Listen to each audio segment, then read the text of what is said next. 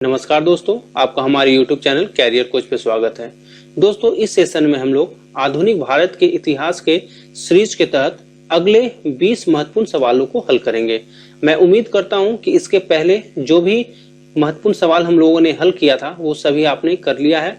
यदि नहीं किए हैं तो अभी तक हम लोग कुल 40 सवाल हल कर चुके हैं। इन 40 सवालों को आप हल करने का प्रयास करेंगे।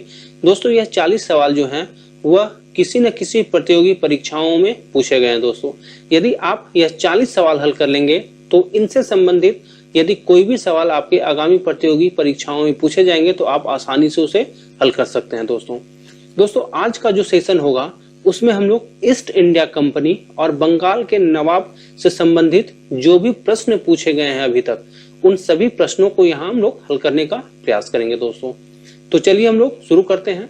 पहला सवाल है कि निम्नलिखित में से एक मुगल सम्राट द्वारा नियुक्त बंगाल का अंतिम गवर्नर था। दोस्तों, तो मुर्शिद कुली खां को जो है वह 1717 में, आप डेट याद रखेंगे, 1717 में जो है वह फर्रुखसियर किनके द्वारा, तो फर्रुखसियर के द्वारा जो है मुर्शिद कुली खां को बंगाल का नवाब नियुक्त किया गया था। तो इस प्रकार इस सवाल का जो उत्तर हो जाएगा वह हो जाएगा आपका मुर्शिद कुली खां। और किसने इनको नियुक्त किया था, तो फर्रुखसियर। कब गया था, तो 1717 को। अगला सवाल है दोस्तों आपका कि निम्नलिखित में से कौन सा युद्ध था जिसने भारत में ब्रिटिश प्रभुत्व को प्रारंभ किया था। दोस्तों, तो देखिए यहाँ पे दो युद्ध है। एक है आपका बक्सर की लड़ाई, ये कब हुआ था आपका, तो ये हुआ था आपका 1764 में। और एक है आपका पलासी का युद्ध, यह हुआ था आपका 1757 में। दोस्तों, तो देखिए इन दोनों युद्धों से सवाल हमेशा पूछा जाता है और इसे आप कंफ्यूज नहीं कीजिएगा, क्योंकि इस सवाल में पूछा है कि कौन सा युद्ध था जिसने भारत में ब्रिटिश प्रभुत्व को प्रारंभ किया था। इस सवाल पे यहाँ जोर दिया गया है। तो दोस्तों, अगर ब्रिटिश प्रभुत्व का प्रारंभ का हम लोग बात करते हैं तो यह हुआ था आपका पलासी का युद्ध से। दोस्तों, और आप जानते होंगे कि पलासी का युद्ध जो है वह किनके किनके बीच हुआ था, तो यह हुआ था आपका उस समय जो बंगाल के नवाब थे सिराजुद्दौला। कौन, तो सिराजुद्दौला दोस्तों, और अंग्रेजों के बीच हुआ था। इसमें अंग्रेजों का विजय हुआ था, परंतु क्यों हुआ था, क्योंकि सिराजुद्दौला की तरफ से जो इनके शुभचिंतक या इनके जो सेनापति थे उन्होंने ही षड्यंत्र कर दिया था। तो कौन कौन थे जो जिन्होंने इनके साथ, अंग्रेजों के साथ मिलकर इनके विरुद्ध षड्यंत्र किया था, तो इनका भी आप नाम याद रखेंगे क्योंकि इससे भी सवाल आता है। तो एक थे आपका मीर जाफर, एक थे आपका यार लतीफ, और एक थे दोस्तों आपका राय दुर्लभ। ये तीन लोग थे जिन्होंने अंग्रेजों के साथ मिलकर सिराजुद्दौला के विरुद्ध षड्यंत्र किया था और इसी कारण अंग्रेजों ने यह युद्ध जीत लिया था। तो इस प्रकार इस सवाल का जो उत्तर होगा वह हो जाएगा आपका पलासी का युद्ध। दोस्तों, अगला सवाल है आपका कि इंग्लैंड की ईस्ट इंडिया कंपनी की भारत में प्रथम निर्णायक सफलता कौन सी मानी जाती है। तो अगर पहला निर्णायक, अभी हम लोगों ने देखा था कि पहला निर्णायक सफलता कौन सा माना जाएगा, तो यह माना जाएगा आपका पलासी का युद्ध। कब हुआ था पलासी का युद्ध दोस्तों, तो यह हुआ था आपका, अभी हम लोगों ने देखा था 1757 ईस्वी में।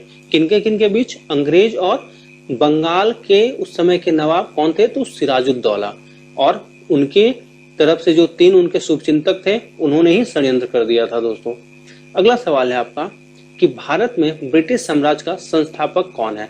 अब यहाँ आप ध्यान दीजिएगा कि जब पलासी का युद्ध हुआ था तो अंग्रेज के तरफ से कौन लड़ रहा था दोस्तों, तो अंग्रेज के तरफ से जो है वह रॉबर्ट क्लाइव जो है वह नेतृत्व कर रहा था और इसी ने जो है उन तीनों के साथ मिलकर षड्यंत्र किया था।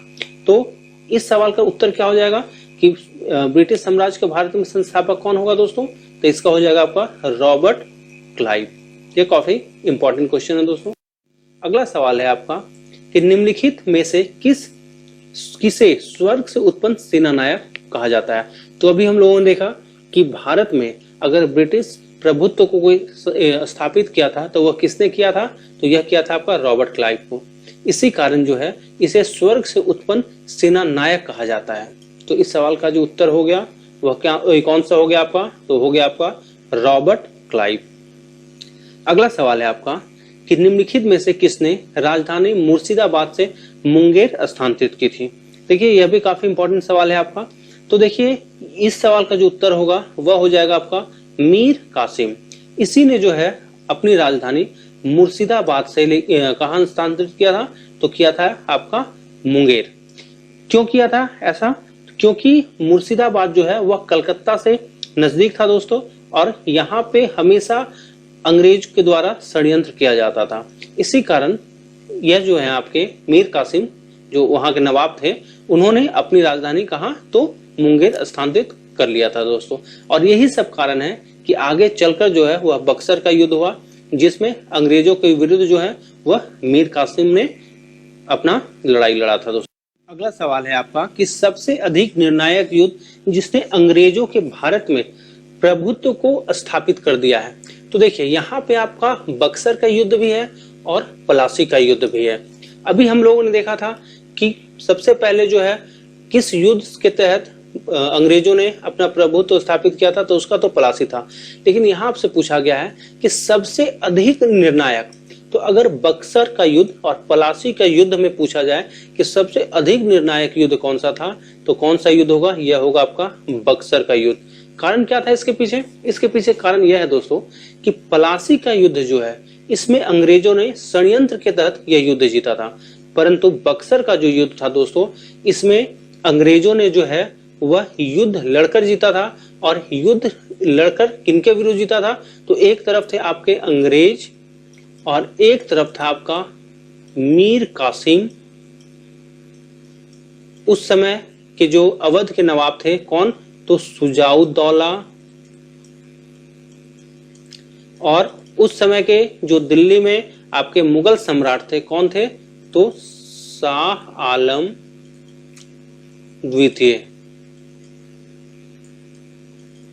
द्वितीय दोस्तों। तो यहाँ पे जो है अंग्रेजों ने अपना जो सैन्य शक्ति है उसका यहाँ पे प्रदर्शन किया, और इससे यह स्थापित हो गया कि अंग्रेज जो है वह भारत पे जो है अपना प्रभुत्व स्थापित करने में सफल हो गए हैं दोस्तों। तो इस प्रकार इस सवाल का जो आंसर होता है वह हो जाता है आपका बक्सर का युद्ध। काफी इंपॉर्टेंट सवाल है। अगला सवाल है आपका, अच्छा और इसमें आप एक चीज और याद रखेंगे कि इस युद्ध में अंग्रेजों का नेतृत्व किसने किया था, तो इसमें अंग्रेजों का जो नेतृत्व था वह हेक्टर मुनरो ने किया था। यह भी काफी इंपॉर्टेंट पॉइंट है, हेक्टर मुनरो ने किया था दोस्तों। अगला सवाल है आपका कि बक्सर के युद्ध के समय दिल्ली का संस्थापक कौन था। तो यहाँ दिल्ली का संस्थापक ना होके दिल्ली का उस समय जो सम्राट था वह कौन था, तो शाह आलम द्वितीय। कौन, तो शाह आलम द्वितीय दोस्तों। अगला सवाल है आपका, देखिए यहाँ है अगला सवाल आपका कि बक्सर की लड़ाई के समय बंगाल का नवाब कौन था। तो अभी हम लोगों ने देखा कि बक्सर का जो युद्ध हुआ था वह किनके बीच हुआ था, तो एक तरफ अंग्रेज और एक तरफ मीर कासिम था। अब मीर कासिम ने क्यों युद्ध किया था, क्योंकि मीर कासिम को जो है बंगाल के नवाब के पद से अंग्रेजों ने अपदस्थ कर दिया था। इसका मतलब यह हुआ कि उस समय मीर कासिम तो बंगाल का नवाब नहीं होगा, तो बंगाल का उस समय नवाब कौन था, तो उस समय बंगाल का नवाब का मीर जाफर था दोस्तों। अगला सवाल है आपका कि निम्नलिखित में से किस शासक ने ईस्ट इंडिया कंपनी की दीवानी प्रदान की थी। तो अभी हम लोगों ने देखा था कि आपका 1764 ईस्वी में बक्सर का युद्ध हुआ। कहाँ का, तो आपका बक्सर का युद्ध हुआ दोस्तों, और इसमें अंग्रेजों ने विजय प्राप्त किया। किनके विरुद्ध, तो मीर कासिम के विरुद्ध और अवध के नवाब शुजाउद्दौला और उस समय के जो मुगल सम्राट थे शाह आलम द्वितीय। अब देखिए इस युद्ध के बाद जो है इनके साथ इलाहाबाद की संधि किया गया, और इलाहाबाद के संधि के तहत जो है शाह आलम द्वितीय ने आपका बंगाल, बिहार और उड़ीसा का जो दीवानी है वह अंग्रेजों को दे दिया। तो इस प्रकार इस सवाल का जो उत्तर हो जाएगा वह हो जाएगा आपका शाह आलम द्वितीय। अगला सवाल है आपका कि 1765 में ईस्ट इंडिया कंपनी को बंगाल की दीवानी किसने प्रदान की। अभी हम लोगों ने देखा कि बक्सर का युद्ध कब हुआ, 1764 ईस्वी में इसमें अंग्रेजों ने जीता और इसके बाद जो है इलाहाबाद की संधि किया गया था और इलाहाबाद के संधि के तहत जो है वह अंग्रेजों को बंगाल की दीवानी दिया गया। तो बंगाल की दीवानी कौन देगा? तो उस समय जो मुगल सम्राट होगा वही देगा ना। तो उस समय मुगल सम्राट कौन था? तो शाह आलम द्वितीय थे। तो इस प्रकार इसका जो आंसर हो जाएगा वह हो जाएगा आपका मुगल सम्राट। अगला सवाल है आपका कि किस गवर्नर के शासनकाल में ईस्ट इंडिया कंपनी को शाह आलम द्वारा बंगाल, बिहार तथा उड़ीसा में दीवानी अधिकार दिया गया था? तो देखिए, जिस समय आपका इलाहाबाद की संधि हुई था, क्यों? क्योंकि इलाहाबाद की संधि के तहत ही तो बंगाल, बिहार और उड़ीसा का जो दीवानी है वह अंग्रेजों को दिया गया था। तो उस समय जो बंगाल के गवर्नर थे वह थे आपका लॉर्ड क्लाइव। तो इस प्रकार इस सवाल का जो आंसर हो गया वह हो गया ए, रॉबर्ट लॉर्ड क्लाइव। दोस्तों अगला सवाल है आपका कि सम्राट शाह आलम द्वितीय ने ईस्ट इंडिया कंपनी को बंगाल, बिहार तथा उड़ीसा की दीवानी प्रदान की। कब प्रदान किया गया था? तो ये आप डेट याद रखेंगे, इसको आपको याद रखना ही पड़ेगा। ये है आपका ए, 12 अगस्त 1765 को जो है वह बंगाल, बिहार तथा उड़ीसा की दीवानी जो है वह अंग्रेजों को दे दिया गया था। दोस्तों अगला सवाल है आपका कि इलाहाबाद की संधि के बाद रॉबर्ट क्लाइव ने मुर्शिदाबाद का उप दीवान किसे नियुक्त किया गया था? तो अभी हम लोग देखा था कि इलाहाबाद की संधि के तहत अंग्रेजों को जो है वह बंगाल, बिहार और आपका उड़ीसा का जो है वह दीवानी प्रदान किया गया था। तो उस समय जो आपका मुर्शिदाबाद का जो उप दीवान नियुक्त किया गया था वह किन्हें नियुक्त किया गया था? तो मोहम्मद रजा खान को। और सिताब राय जो है इन्हें कहाँ का? तो इन्हें नियुक्त किया गया था आपका बिहार का। ये आप नाम याद रखेंगे। इस प्रकार इसका आंसर क्या हो गया? तो इसका आंसर हो गया आपका ए।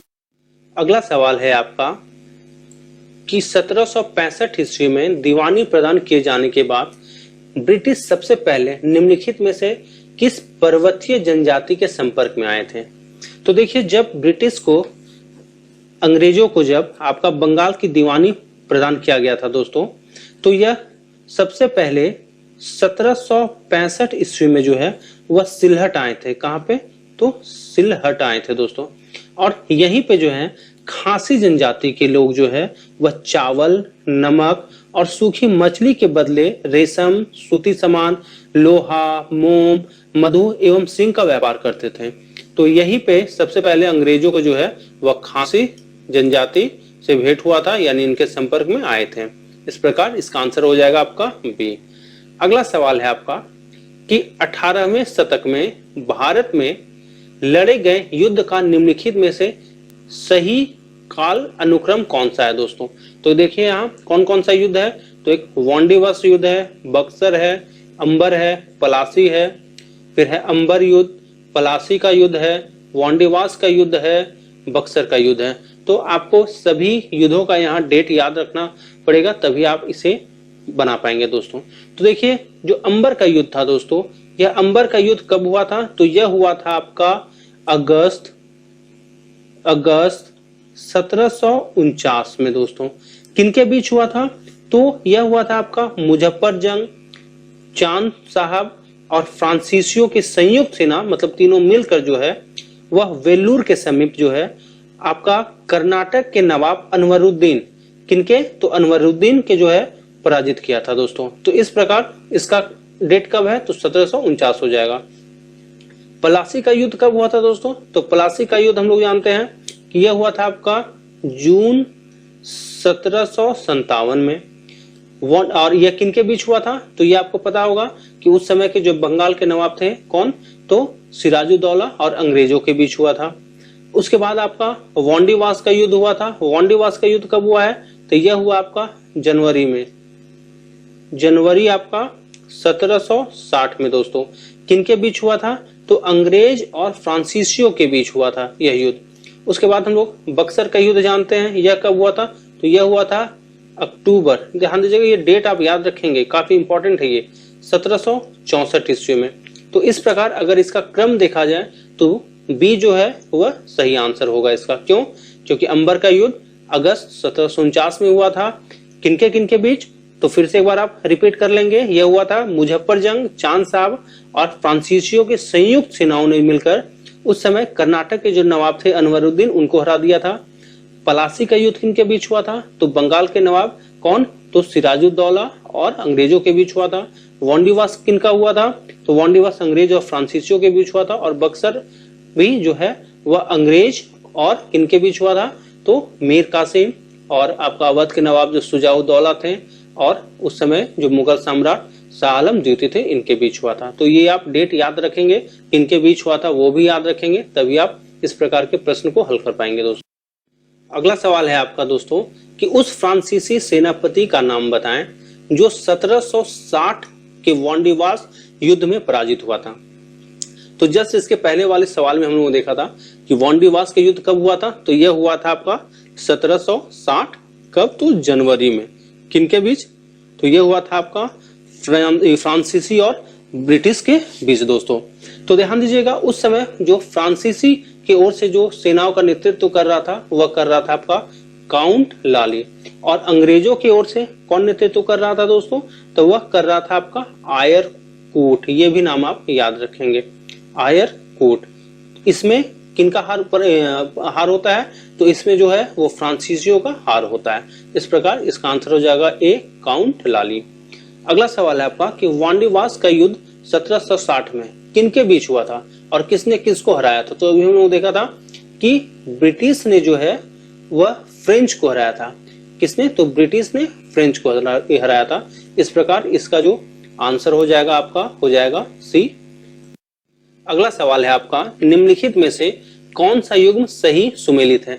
देखिए यहाँ युग्म दिया गया है, इसमें आपको पता करना है कि कौन सा जो है सुमेलित है और कौन सा सुमेलित नहीं है। तो चलिए देखते हैं। सबसे पहले आपका बक्सर का युद्ध, मीर जाफर विरुद्ध क्लाइव। जी नहीं, यह गलत है दोस्तों। यह किनके बीच हुआ था? तो यह हुआ था आपका मीर कासिम। उस समय जो अवध के नवाब थे कौन?